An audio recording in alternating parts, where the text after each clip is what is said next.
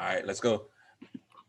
Welcome to Unapologetically Black Male, where we talk about surviving stigma, standards, and system. This podcast is meant to highlight the stories of African American men, and this kind of share their stories of how they reach their level of professionalism, success in their life, in their work.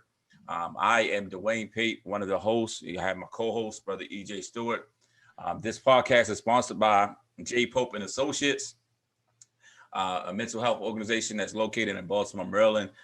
So if you have any needs via mental, you want to seek out therapy, we do couples counseling, individual counseling, anything that you could possibly need. You're in the Baltimore area, feel free to reach out to us. On today, we have our guest by the name of Brother Bruce Holmes, and I'm going to turn it over to him so he can share a little bit about his story, tell us a little bit background about him, where he's from, and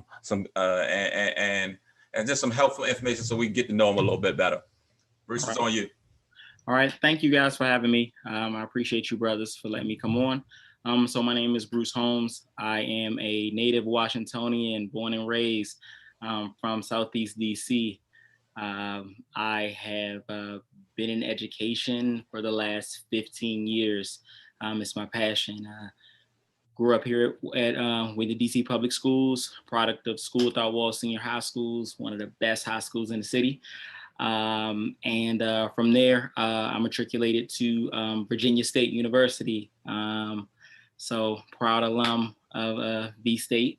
And I've been back in this area for since I came out of college, and that was in 2004, and I've been in education ever since.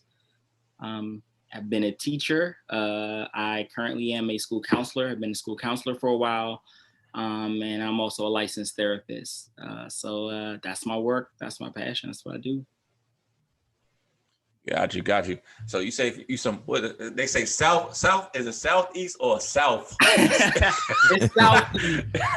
Southeast. Yeah, definitely. Got you. So I mean, what's some of the things that you like? Some of the things that you had to experience kind of growing up that kind of propelled you into the field of education and kind of kept you on I guess the right track to kind of continue on to matriculate through high school and go to college and get your college.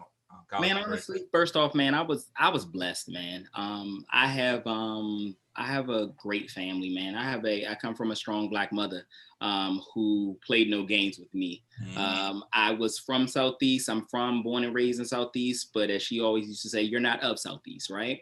And so I was blessed enough to have like a lot of experiences. Like for instance, I'm an Eagle Scout. So mom was like, nope, you're not going to be on the corner. Like we're going to the Scouts every year. I was in North Carolina. My mother's strong Southern background.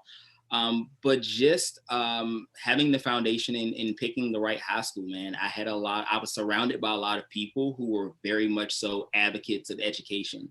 And at the time, I didn't realize that like education was my thing or was my passion or where I was going to go. At Walls, I felt like I was like the bottom of the totem pole as it related to being there. I went to school with people who got full rides to, great schools. My best friend got a full ride to GW University, like just some crazy, amazing stories. And so I was one of those kids that really didn't want to go to school. I wasn't going to go to school, to be honest with you. It took one time for my mom to go to a parent-teacher conference, and they say, well, yeah, Bruce is going to school. And she said, who isn't going to school? Like, you're going to school.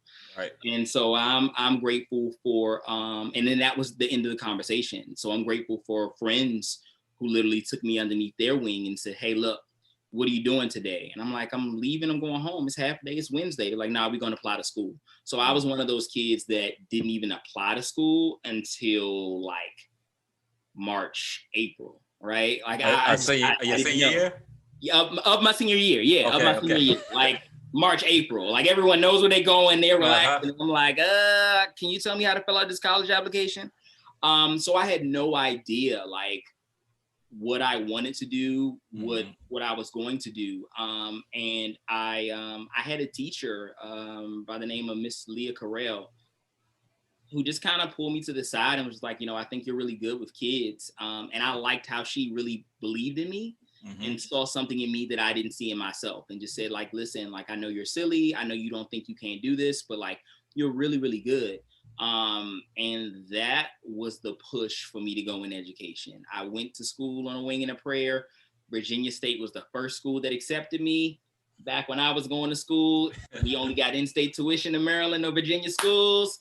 I said, I'm going to Virginia State. I knew nothing about it. I showed up on campus, and I made the best use of my time, man, and just and got it done. What has your experience been like? There are not many males in education overall, and then especially in the counseling field and being a licensed therapist. What is your experience as a Black male been in this field over your last 15 years? It's hard, bro. It's hard. You're constantly beating down the stereotypes of being an educator, and what the perceptions of especially a Black male educator is, right? And so I remember my first year teaching. I applied for a school in Prince George's County. I taught in PG County Public Schools, and I had a principal come in and basically tell me, like, "Hey, Mr. Holmes," I said, I was like, "I wanted third grade, first grade. I wanted lower kids." She said, "No, we need you in fifth."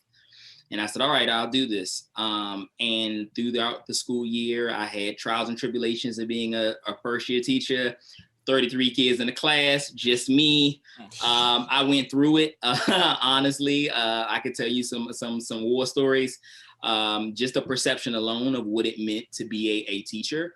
But the one thing that she told me was, "I need for you to be like Coach Carter." That was her quote for me. "I need for you to be like Coach Carter." And I'm like, I'm not Coach Carter. I'm not Samuel L. Jackson. That was a movie, although it's based off of a real person, right? Right. But I'm like, the perception is that, like, once you're a Black male in education, that you're automatically the disciplinarian. You're the authoritative person. Like, this is who you are.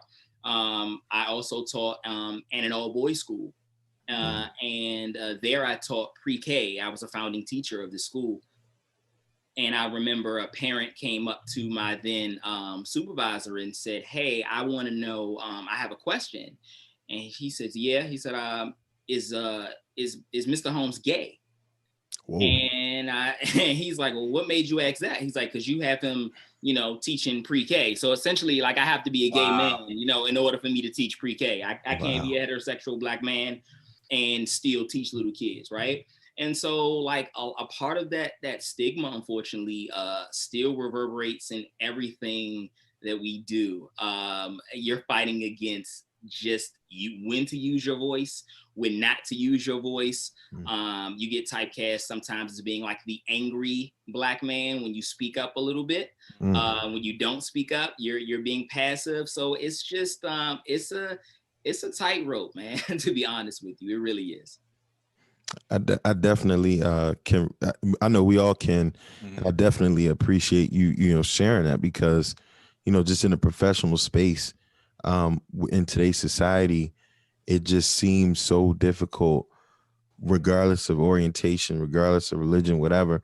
If you're a Black male with an opinion, an idea, and you say something, I mean, it's like you can't say anything. So I appreciate you sharing that, and how that happened. How has the pandemic impacted your recent experience? Oh man, it's been a lot on both sides. So on the school counselor side, it was a lot harder to really engage with kids. I am a school counselor currently at an elementary school. And this is the first year that they've had a school counselor in about 5 years. So I had to fight through just trying for them to understand what a counselor is. And then fight, because then everyone says, "Hey, I'm you guys. Like, he's a social worker." And I'm like, "No, I'm not a social worker. I'm a counselor." But then to add like some level of like, just some difference in it, I'm also a licensed therapist. So like, they really don't know how to, who I am, right? And so it was very difficult just engaging with kids, man. I mean, you're used to, part of the counseling field, as you guys know, it's about being able to connect. And it's hard to go into a cold environment where you have a pandemic, where everyone is already used to who they're working with. Then you have kids, then we're trying to learn new technology. So I'm trying to figure out what Teams is, how can I get on this? Then how can I engage kids? And kids don't really understand who I am, what I am. And so the last maybe 4 months, I've actually had to go into the schools, into school. And so I was there at least 2 days a week. And that was kind of like crazy too, because you're putting your life on the line, right? Like you're in the front line of saying like, hey, I'm really trying to be here for kids. But you're like, what am I doing? Like, why am I sitting in here to kind of like be a babysitter or to cover a class? So that's different. Now, as far as the therapist side, it's been great. This pandemic, I am recently licensed. I fought the good fight for many years, just to get over that hump, man, and pass my test, man. So after, try number 4, I finally finished. And luckily, I had a brother tell me like, hey, man, you finished, you got your license? So yeah, he said, man, I believe in you, come on. And so it's just been very interesting starting up and doing therapy online. I love it. It's convenient, but I do miss I miss being in the space, especially when, I counsel kids and adults, but especially with working with children, it's harder to reach them via a screen than it is to connect with adults. Yeah, absolutely. Especially, I think that's one of the biggest struggles that I have with the whole the telehealth piece is that kids' attention are already, they can't focus on nothing. So to try to grab their attention for 5 to 10 minutes, just to say, hey, just kind of do a general check-in has definitely been a challenge, and just trying to manage that, you learn how to get through it. You use the different tools, you play the different games. Absolutely. And go through all those different, the theatrics of therapy. But I definitely agree with you that it has been challenging on that part. Now with the adult clients, it's fine, know. Yes, indeed. Got you. So what else have your experience kind of brought you to, as far as like education? Like I know you talked about the Eagle Scouts. Like, when you said that, I don't know too many Black people. I literally know one other person. If we gonna be honest, I don't know too many Black people that's like an Eagle Scout. Now, Eagle Scout is like the top, right? That's the top. The highest you could be. I literally know one other person. Yeah.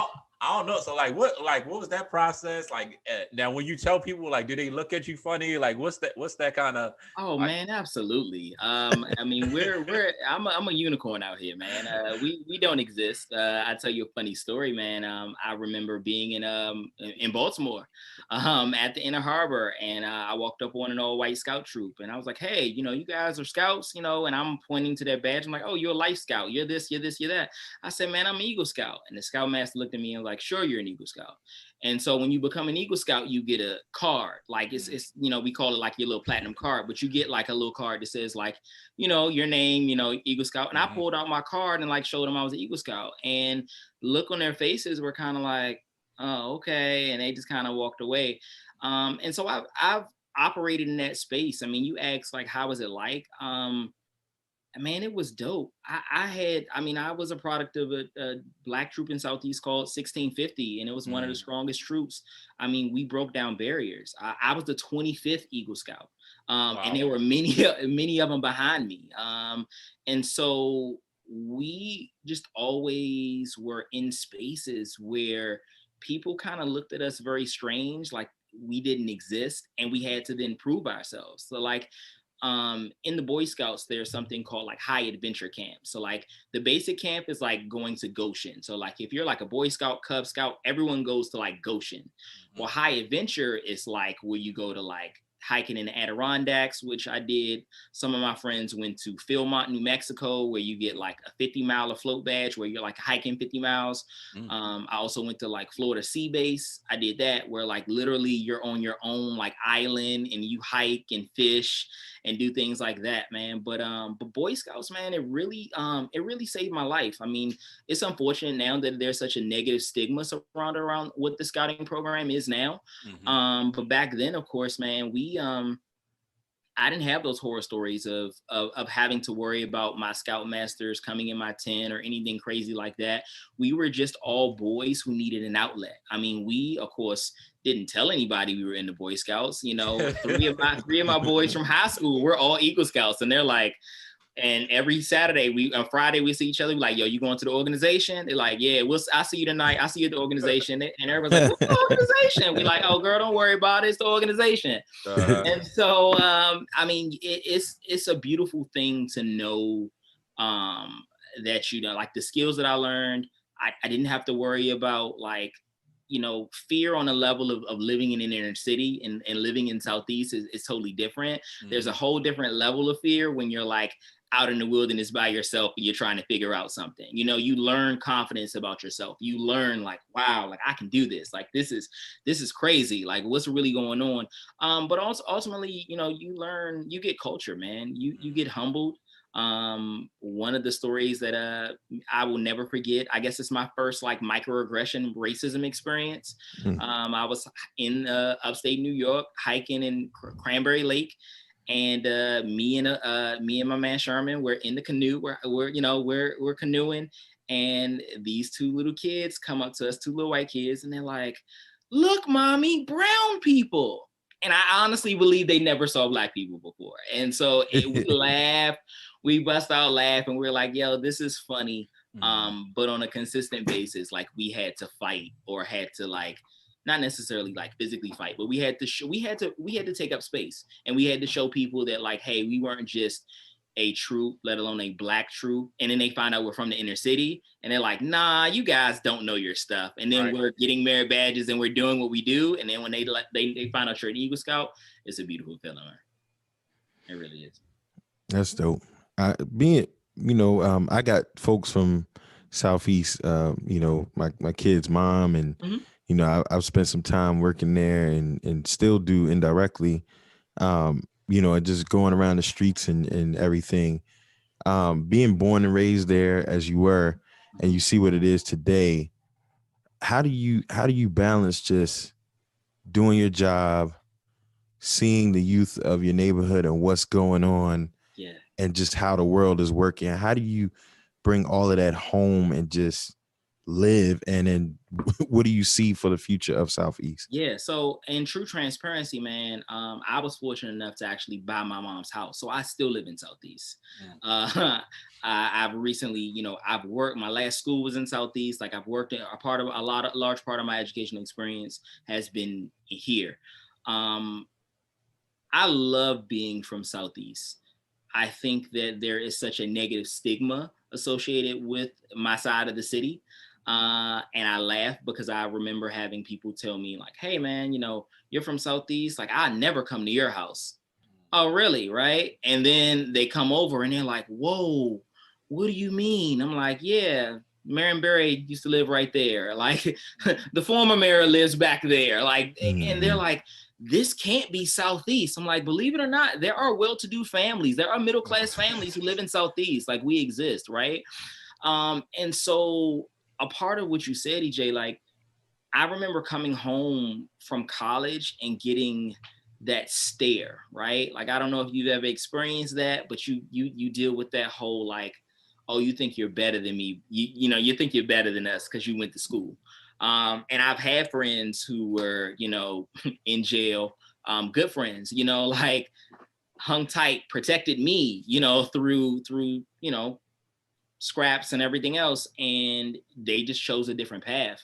And so, yeah, like I can remember moments of coming home and people gritting on me, looking me up and down, like, who are you? And I'm like, brother, I live here. Like I was here before you, and I'll be here after you, right? And then having them realize, like, oh, the same situation, the guys were like, oh, I don't know you. And the guy who his boss is like, Bruce, what up?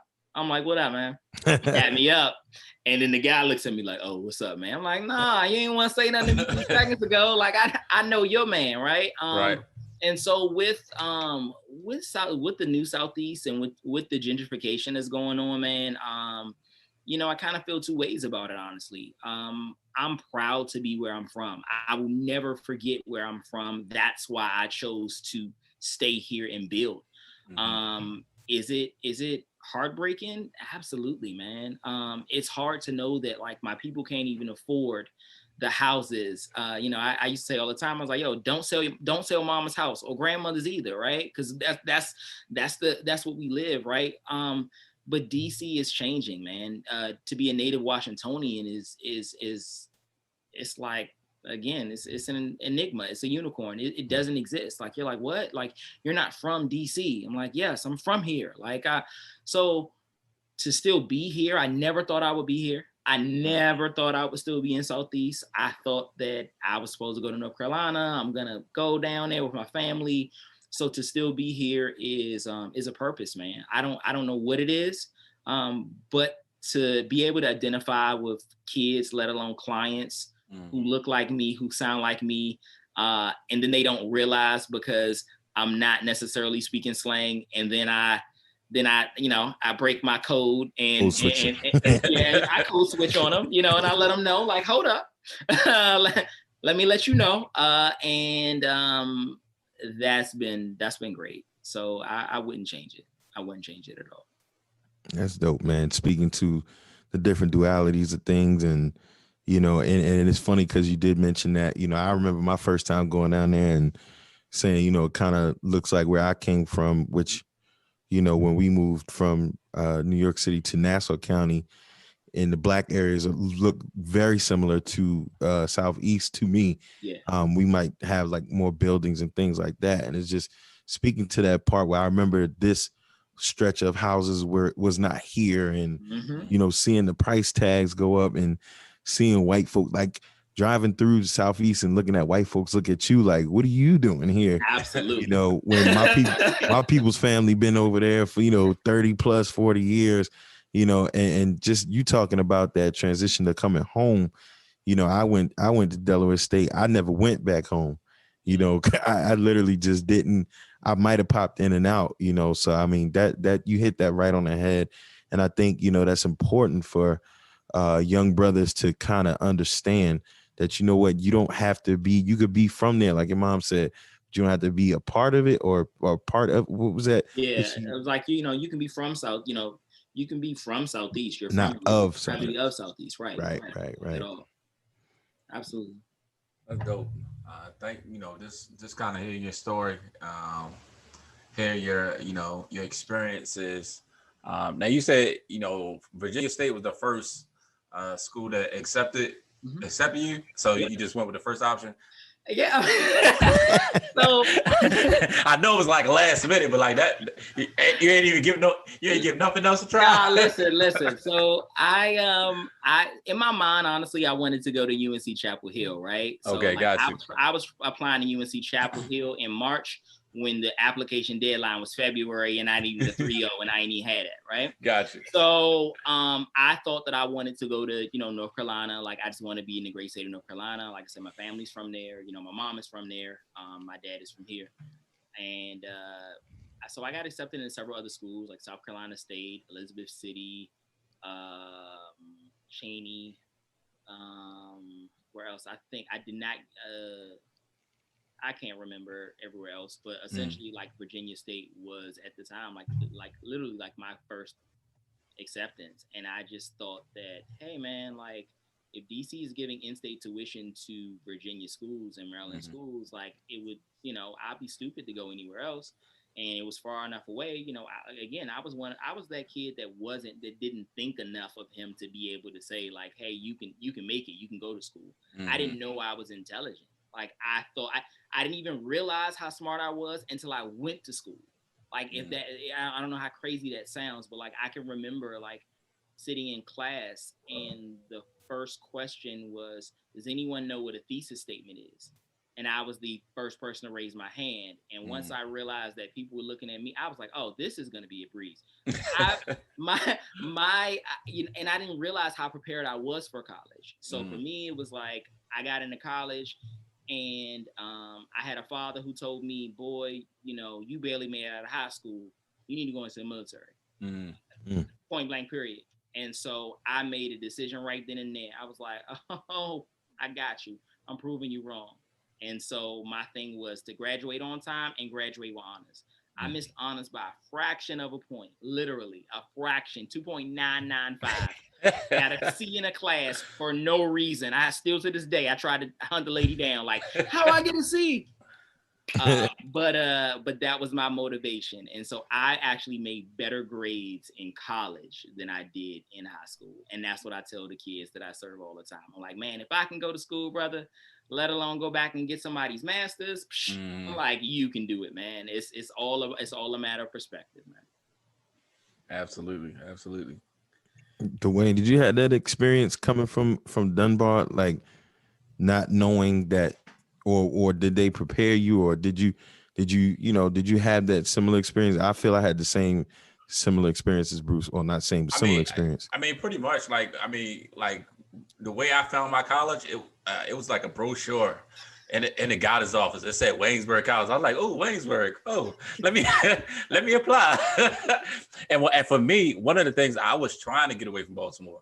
I wanted to go to Morgan, but I didn't want to go to Morgan because everybody felt like, oh, Morgan is like the 13th grade. Like that ain't make sense. Like you're in high school, of course, it don't make sense now, but you just know it was, that's where everybody went, and I wanted to kind of get away, get a different experience. And that's kind of how I found it. I found my college, and I didn't feel equipped to go to college. I just know I had to do it. Being kind of like the first one in my family to kind of go straight from high school to college and finish. Like my grandmother, she actually went back to school and finished like maybe like a month before I finished my degree. So, but it was just like I had to finish no matter what. Even when I wanted to, like my freshman year, I was going to throw it all away and try to join the military. I called the military. Listen, now this has never happened in life before. I called the military, sent them emails, and nobody responded. You better not share that. They're gonna come back to you. They're like, oh, we got you. We got your voicemail. We got your email. It's not too late. Listen, I like that for me was like a sign, like, nah, you gotta stick it out. You gotta stick with it. So for me, I didn't feel equipped. I didn't feel ready. I just know internally, for my family, for my children, I wanted to kind of set that example and just kind of say, all right, I want to finish school. If I could do it again, I would have stayed in state, and and because the student loans is what hurt me, because they don't really tell you about that, and I ain't know nothing about it. Like my mom didn't know how to fill out a FAFSA. My dad didn't know how to do it. He went to the military, so I'm kind of on my own. I'm taking big loans. Give me all of it. Yeah, I'll be all right. Yeah, not knowing like, oh, you gotta pay that back. So that's probably that's probably the only thing I would change. But what it did, it gave me an experience that I wanted. I got away from Baltimore. I was able to go travel the world, go to different countries, do different community service projects. So it kind of enlightened me. And then like every time I would come home, I always felt like I felt like it was getting worse, but I felt like I could be that change that kind of help and do something. So that's one of the things that I always struggle with when I came home from college. It's like, dang, like it ain't getting no better. Like how can we, what can I do to help? So, that was kind of like my drive to kind of finish, and come home and try to make the change that, that needed to be done. Yeah, I just, I found it interesting that Bruce said that because, I can recall my freshman year and experience and, being in English 101 and, being the only guy getting A's and like, damn, but I didn't really, in high school, I mean, had it not been for sports, I probably would not have graduated at all. I was cutting. I was, getting into all type of nonsense and, but I had to sit down and figure it out. And then when I got there, like Bruce said, I was like, damn, that I can do this, so it's just weird to me, we all from different places, but had that similar experience. And I think this is something, that we can reflect on and now impart, like Bruce is saying, into the younger kids to say, you can do this and it's attainable, Yeah. So I commend you, Bruce, for doing that and having that foresight to understand. Yeah, and one of the things that kind of stuck out to me as I was growing up is that I really didn't like my first male teacher was a gym teacher. Yeah. I never had. I think my first little subject male black teacher was I got to college and he was teaching me intro to social work. I mean that was a master's program. Yeah. So that I think that always stuck with me too because there was nobody there. Of course you had the women. There was a lot of women teachers, black when they gonna mother you. They going, all right, baby, I know you can do better. I'm gonna try to help you out. But it was never that strong male figure. All right, let me pull you to the side. Let me talk to you. I mean, and I think that's that's just the experience, and that's the experience that I had, and hopefully, that experience is changing. Because we've had a few educators come on, and it's just it's just good to see that the kids won't experience the same thing I experienced. Yeah, I was blessed enough to have. I mean, I can remember he wasn't even my teacher, but an old school guy. His name was Mr. Heath, and he taught pre-K. I mean, you talking about kindergarten cop before it was kindergarten cop. I mean, he wore it wasn't a camo one, but it was basically the camo style shirt every day, but it was yellow, and he would just walk around and he would be on the bullhorn and all that. I can remember in middle school, I had one teacher, Mr. Bickerstaff. I had a couple male teachers. Mr. Bickerstaff, he made a makeshift fraternity, and we gripped him up. To this day, I don't know what he was. I'm assuming he was the good bros. I'm hoping he was an alpha. I'm assuming that. In my heart, I want to make sure he was crap. But yeah, we claim him. We gonna claim him. So we don't. But in high school, I didn't have any, right? Gotcha. And so to speak to your point, Dwayne, recently I had an experience where ironically today I was walking in the park and some lady looked at me and I looked at her and she's like, are you Mr. Holmes, used to teach at this school? And I was like, yeah. And she's like, oh, I'm such and such's parent. And I'm like, I didn't remember the kid, but I'm like, oh, okay. And my craziest experience is I was working at a school and I'm looking at this lady and I'm like, yo, that security guard looks familiar. I was like, I know that security guard. I was like, I used to teach that security card. And everyone thought I was playing. They was like, man, you crazy. You ain't teach this girl, right? Mm-hmm. So she walks over to me. She said, hey, you know what?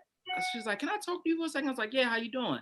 She's like, yo, you remind me, oh my God, of my 5th grade teacher, Mr. Holmes. He had locks, da-da-da-da. I was like, how you doing, Valencia? She was like, Mr. Holmes, oh my God. And we took a picture, but it was so dope because I was like, yo, that was part of my first class. That was my first class. I was 22, straight out of college, wet behind the ears, and so to your point, I don't think that there are going to be a lot of unfortunately, just because of how the system is, Black men in education are being pushed out because we're not really seeing. I saw an article about that. We're not the pay and what we have to deal with in being in education. Honestly, sometimes it's not really it's not really worth it sometimes. I mean, you really, to be a teacher, you have to be in it for the heart.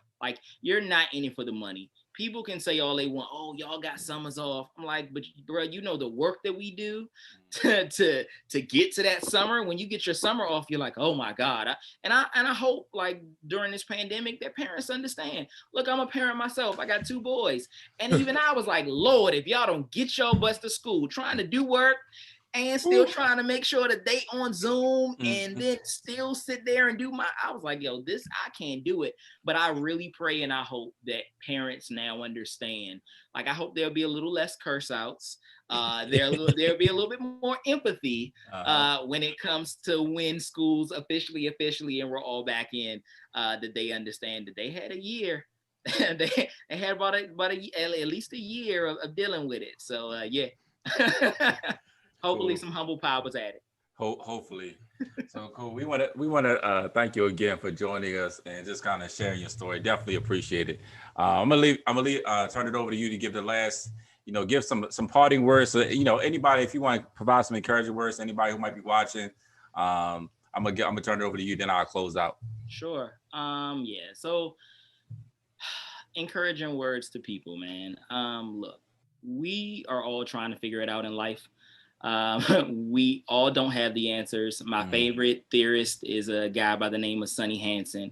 He said, man, life is like a patchwork quilt. There's some big shapes, there's some big patches, there's some little patches, there are patches that are ugly, some that we feel like don't fit, but sewed all together, they make a beautiful quilt. And I think that when you think about life, just know that, like, everyone you see, don't get caught up in the end. Right? Like, no one on social media tells their whole story. You see the end result, but you don't know the journey. You don't know the journey it takes to get to where all of us are, right? And so people have overcome a lot of obstacles just to be where they are. And anyone is able to do it. It's just a matter of perspective. It's a matter of positive thinking, man. And I really believe in the law of attraction. We have what we say. And so when it comes to that, also when it comes to mental health, it's okay to have a pastor and a therapist. I need to repeat that again. It's okay to have a pastor and a therapist. I'm trying hard, and I appreciate you guys too, for the work that you all do as well, trying to fight the stigma of Blacks and mental health, like that we don't exist, that we don't go to therapy, right? And so I want to make sure that we remember to normalize therapy, and to know that therapy is just a conversation. We have desensitized therapy to the point where we think that therapy is only for white folks. We say those things. People are like, oh, that's why I don't tell people I'm a therapist, because the first question is, what, you're going to psychoanalyze me, right? And you're like, oh, come on, man. Like, I'm just talking to you, man. And we're just having a conversation. But we need to normalize the conversations of saying, like, listen, like, just try it, man. Like, I encourage my people, man, try therapy, man. It's not bad. We don't bite. It's people that look like you. It's people who deal with the same issues that you're dealing with. We just chose to go to school, have a little bit more education, and the world deems that we can tell you about yourselves. It's not us judging you. It's not us trying to dictate what's in your life. It's us just being a listening ear that you don't have to worry about, and someone's not going to come back to you and say, well, I heard you said this, or da da da da. No. And so if I can leave that, man, and just know that it doesn't matter where you're from, man. It matters, where you're going, and what you do it. Everything I do for my boys. I do for my kids.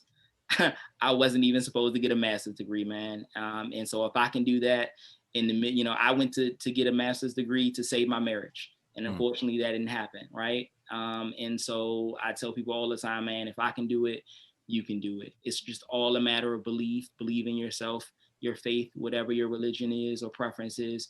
But just knowing, man, that, like, there's somebody out there that's waiting for you. You're somebody's unanswered prayer. And if you stop in the middle of what you're doing now, you're going to miss out on blessing someone else. Because that, my friends, is why we're here. We're not here for ourselves. We're here to bless other people. All right. And on that note, we're going to close out. Thank you for joining us on Unapolegtically Black Male, where we survive stigmas, surviving stigma, standards, and systems. Once again, thank you, Bruce, for coming in and just kind of sharing a little bit of your life and sharing your story and sharing your heart for education and for helping others. And we want to thank you for that. Thank you, EJ. Thank you, our sponsor, J. Pope and Associates, for this opportunity to kind of put this platform out there and to continue to celebrate African-American men and their stories. So once again, make sure you follow us on all social media outlets, on Instagram, you can follow on Facebook under J. Pope and Associates. And we look forward to connecting with you. Thank you. Have a great day.